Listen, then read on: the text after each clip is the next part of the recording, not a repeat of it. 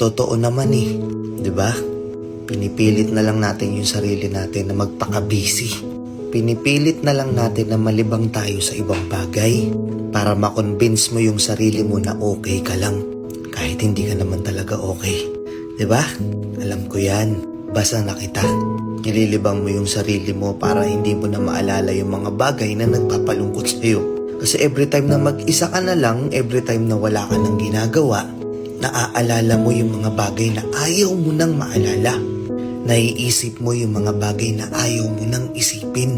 Kaya pinipilit mo na lang magpaka-busy. Huwag na tayong maglokohan dito. Alam ko hindi ka okay ngayon. Alam ko maraming bumabagabag sa'yo.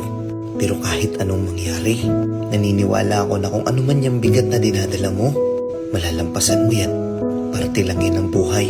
Kung wala mang nagsabi sa'yo nito, kung lahat man ng tao sa paligid mo wala nang pakialam sa'yo, gusto ko lang malaman mo na oo ako, naniniwala ako na magiging okay din ang lahat.